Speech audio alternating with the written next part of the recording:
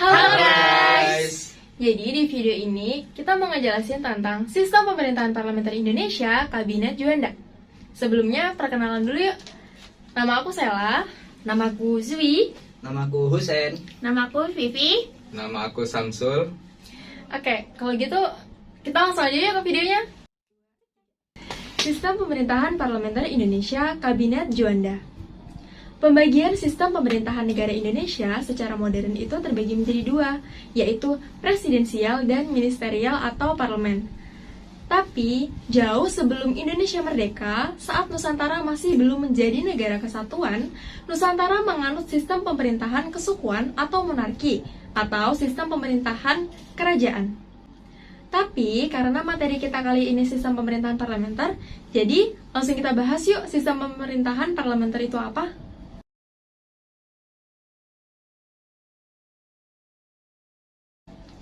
Sistem pemerintahan parlementer adalah sebuah sistem pemerintahan yang parlemennya memiliki peranan penting dalam pemerintahan. Secara sederhananya, kalau sistem pemerintahan negara Indonesia sekarang ini kan presidensial ya, di mana baik kepala negara atau kepala pemerintahannya dipegang oleh seorang presiden dan tidak ada pemisah di antara keduanya.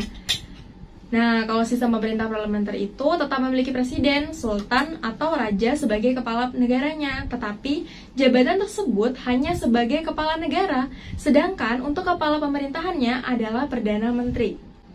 Di Indonesia, era demokrasi liberal tahun 1950 sampai 1959 yang dikenal pula dengan era demokrasi parlementer atau era ketika Presiden Soekarno memerintah menggunakan konstitusi Undang-Undang Dasar Sementara Republik Indonesia tahun 1950. Jadi kayak yang udah dibahas di awal tadi, Indonesia pernah menerapkan sistem pemerintahan parlementer. Terus, siapa aja sih yang pernah menjabat sebagai Perdana Menteri di Indonesia? Nah, ternyata nih, ada 7 Perdana Menteri yang pernah menjabat di Indonesia. Yang pertama, ada Muhammad Natsir.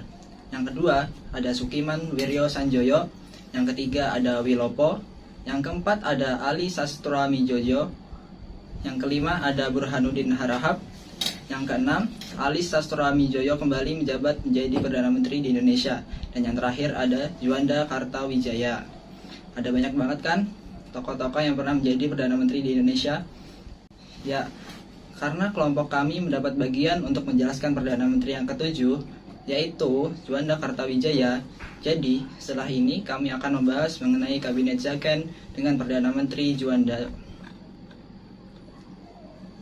Pada tanggal 28 Oktober 1956, Presiden Soekarno berencana untuk membubarkan partai politik lantaran antara tahun 1955 sampai tahun 1957 Indonesia tengah berada dalam kondisi polarisasi atau proses perbuatan pembagian atas dua bagian atau kelompok orang yang berkepentingan yang saling berlawanan. Polarisasi ini dilakukan oleh para partai politik dalam pembagian luar Jawa maupun dalam Jawa. Karena kondisi ini, Presiden Soekarno pun berencana untuk membubarkan partai politik dan 2 hari setelahnya ia menyampaikan pemikirannya untuk membentuk demokrasi terpimpin. Tapi, ide Soekarno ini membuat militer gusar. Alhasil, pada Desember tahun 1956, militer di beberapa daerah mengambil alih kekuasaan sipil dan tindakan ini ditentang oleh PKI. Akibatnya, banyak dari mereka yang ditangkap oleh militer yang diikuti dengan hilangnya sumber perekonomian. Setelah peristiwa ini terjadi, Soekarno mengumumkan darurat perang, disertai Ali Sastroamidjojo yang mengundurkan diri, sekaligus berakhirnya Kabinet Ali saat itu. Pada 9 April 1957, dibentuklah kabinet baru bersama Kabinet Karya Juanda di bawah komando seorang non-partai, yaitu Insinyur Juanda Kartawijaya sebagai Perdana Menteri.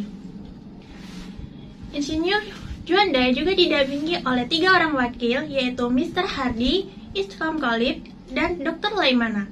Kabinet Juanda saat itu bekerja di bawah bayang-bayang transisi antara demokrasi liberal menuju demokrasi terpimpin. Kabinet Juanda dilantik pada tanggal 9 April 1957 sampai 5 Juli 1959 yang merupakan kabinet second karena para menteri yang terlibat di dalamnya merupakan orang-orang yang ahli di dalam bidangnya.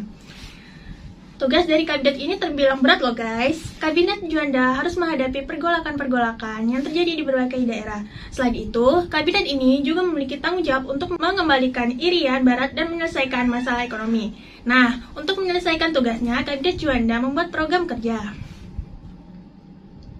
Program kerja Juanda yaitu 1. Membentuk Dewan Nasional.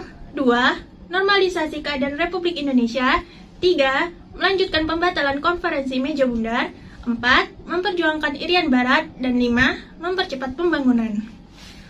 Lalu, prestasi apa aja yang dicetak saat Juanda menjabat menjadi Perdana Menteri? Sumbangan yang terbesar dalam masa jabatannya adalah Deklarasi Juanda tahun 1957 yang menyatakan bahwa Laut Indonesia adalah termasuk laut sekitar.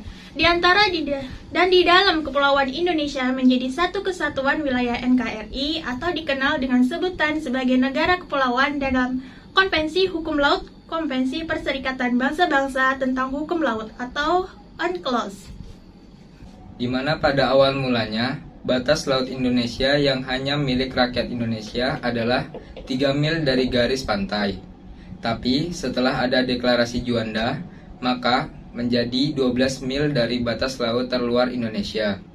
Daerah tersebut adalah Sabang di bagian barat, Mingas di bagian utara, Rote di bagian selatan, dan Merauke di bagian timur Indonesia. Isi dari deklarasi Juanda yang ditulis pada tanggal 13 Desember 1957 sebagai berikut.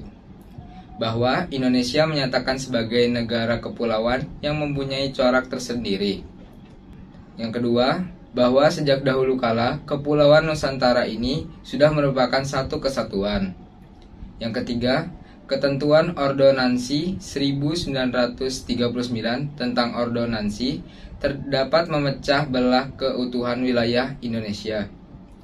Dari deklarasi tersebut mengandung satu tujuan, yaitu yang pertama, untuk mewujudkan bentuk wilayah kesatuan Republik Indonesia yang utuh dan bulat. Kedua, menentukan batas-batas wilayah NKRI sesuai dengan asas negara kepulauan. Yang ketiga, untuk mengatur lalu lintas damai pelayaran yang lebih terjamin keamanan dan keselamatan NKRI. Nah, karena prestasi tersebut, Indonesia memberikan penghargaan kepada Juanda. Namanya diabadikan sebagai nama Bandara Udara di Surabaya, Jawa Timur, yaitu Bandara Udara Internasional Juanda atas jasanya dalam memperjuangkan pembangunan lapangan terbang tersebut sehingga dapat terlaksana. Selain itu juga diabadikan untuk nama hutan raya di Bandung, yaitu Taman Hutan Raya Insinyur Haji Juanda. Dalam taman ini terdapat museum dan monumen Insinyur Haji Juanda. Dan namanya pun juga diabadikan sebagai nama jalan di Jakarta, yaitu Jalan Insinyur Juanda di Bilangan Jakarta Pusat, dan nama salah satu stasiun kereta api di Indonesia, yaitu Stasiun Juanda, dan namanya juga diabadikan sebagai universitas, yaitu Universitas Juanda. Pada tanggal 19 Desember 2016, atas jasa-jasanya, pemerintah Republik Indonesia mengabadikan Juanda di pecahan uang kertas rupiah baru NKRI, pecahan Rp50.000. Kabinet Juanda berakhir disebabkan karena kegagalan kabinet tersebut dalam mengatasi pergolakan PRRI atau Permesta, serta adanya peristiwa Cikini, yaitu peristiwa percobaan pembunuhan terhadap Presiden Soekarno pada tanggal 30 November 1957. Peristiwa ini terjadi ketika Presiden Soekarno sedang menghadiri pesta ulang tahun perguruan Cikini yang ke-15. Berakhirnya kabinet Juanda ini juga disebabkan oleh terbentuknya demokrasi terpimpin, di mana Presiden Soekarno menjadi Perdana Menteri dan Juanda sebagai Menteri Utama. Demokrasi terpimpin sendiri menjadi sistem pemerintahan yang mengatur secara tegas tentang partai politik, di mana pejabat tinggi negara tidak boleh menjadi anggota politik. Setelah demokrasi terpimpin terbentuk, kabinet baru juga muncul, yaitu Kabinet Kerja. Dan hingga saat ini, sistem pemerintahan yang ditetapkan di Indonesia adalah sistem pemerintahan presidensial yang memiliki kabinet kerja. Ya, itu tadi penyampaian materi dari kelompok kami. Terima kasih sudah menonton. Bye. Bye.